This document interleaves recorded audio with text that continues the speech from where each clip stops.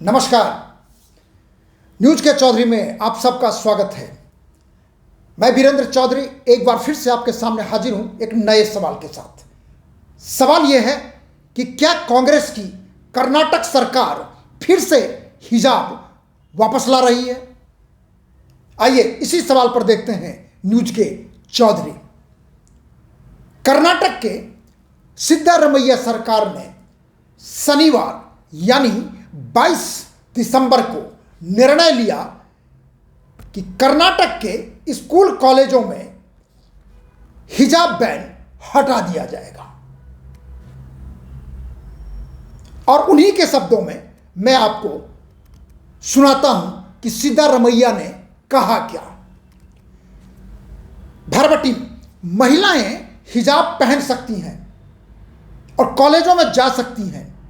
मैंने अधिकारियों को प्रतिबंध आदेश वापस लेने का निर्देश दिया है।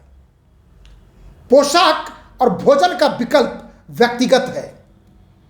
मैं इसमें बाधा क्यों डालूं? जो चाहो वो पहनो, जो चाहो वो खाओ।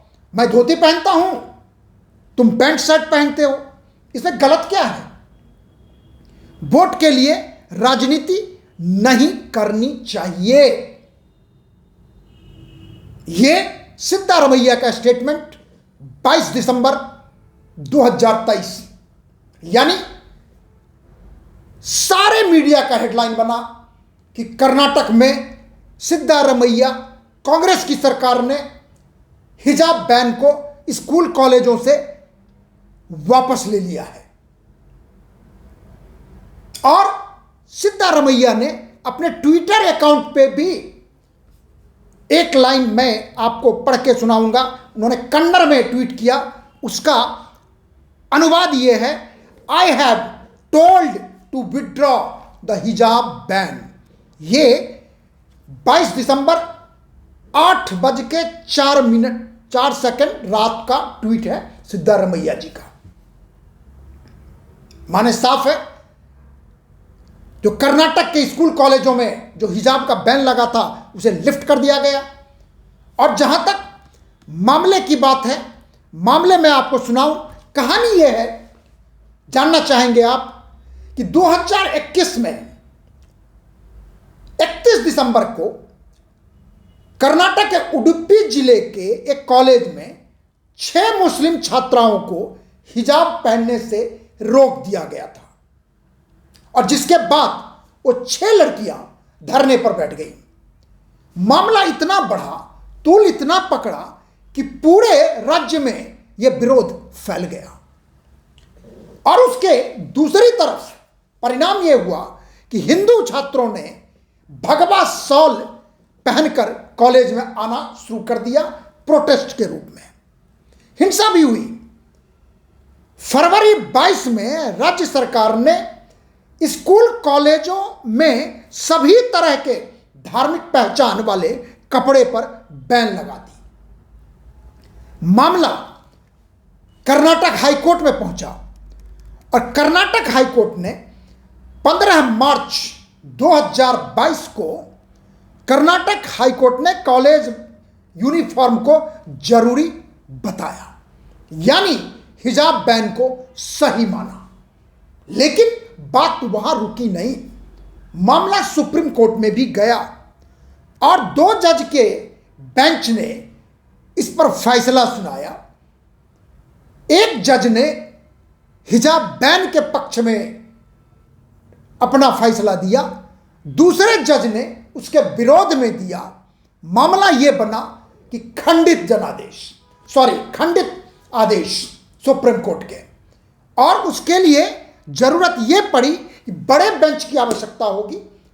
इसलिए मामला अभी सुप्रीम कोर्ट में पेंडिंग है। बहरहाल अभी तक हिजाब बैन कर्नाटक में लागू है, कल तक। और उसके रिएक्शन पूरे देश में आने शुरू हो गए। बीजेपी, कर्नाटक के बीजेपी, केंद्रीय मंत्री सबने अपने अपने रिएक्शन देने शुरू कर दिए। मैं आपको सुनाता हूं केंद्रीय मंत्री गिरिराज सिंह का, उन्हीं की आवाज में उनके साउंड बाइट सुनिए आप। की कोशिश कर, देखिए कांग्रेस पार्टी की सरकार है कर्नाटक में और हिजाब पे प्रतिबंध उठाया है। ये महज हिजाब पे प्रतिबंध नहीं उठाया है, बल्कि शरिया कानून को स्थापित किया है। अगर राहुल गांधी कांग्रेस और इंडी गठबंधन की सरकार देश में बनी तो इसी तरह से इस्लामिक कानून, शरिया कानून लागू होगा। यूपी में मोदी जी ने, योगी, अब इनका आपने सुना गिरिराज जी का, इनका कहना है कि यदि कांग्रेस की सरकार बनेगी, इंडी अलायंस की सरकार बनेगी तो देश में शरिया कानून लागू होगा। अब अपोजिशन में है, वो तो बोलेंगे। वहां के कर्नाटक के बीजेपी के प्रेसिडेंट हैं विजयेंद्र येदियुरप्पा, उन्होंने भी विरोध किया। और अब देखिए 24 घंटे में बात कितनी बदल जाती है कि आज सिद्धारमैया का एएनआई पर एक ट्वीट आता है दोपहर के 2:13 पे। अब सुनिए उनके एएनआई पर जो उनका स्टेटमेंट है वही मैं आपसे सुना रहा हूं। On lifting the ban on hijab in Karnataka, CM Siddharamaiah says, I have said this in response to a question. We have not done it yet. We are thinking of withdrawing the decision of hijab ban. We will discuss it. U-turn. क्यों? पहले तो appeasement, और जब appeasement backfire करता है तो आप U turn ले लेते हैं। कारण यह है कि कांग्रेस का इमेज, मैं नहीं कह रहा हूं, ए.के. एंटनी साहब 2004 के बाद रिपोर्ट में उन्होंने कांग्रेस पार्टी को दिया था 14 के बाद कि कांग्रेस का इमेज मुस्लिम पार्टी की हो गई है। और यही कारण है कि कांग्रेस बार बार मार खा रही है, चाहे लोकसभा चुनाव हो, चाहे स्टेट इलेक्शन हो। अभी भी चुनाव हुए हैं। छत्तीसगढ़ में कांग्रेस ने अपनी सरकार गंवा दी है, राजस्थान में सरकार हार गई है, तेलंगाना में जीती है। और हिजाब बैन का माने साफ है, मैसेज साफ है कि आप 10% से ज्यादा जो मुस्लिम पॉपुलेशन है कर्नाटक में, उसको एक मैसेज देना चाहते हैं। विपक्ष का तो यह भी कहना है कि पीएफआई को खुश करने के लिए यह निर्णय लिया गया।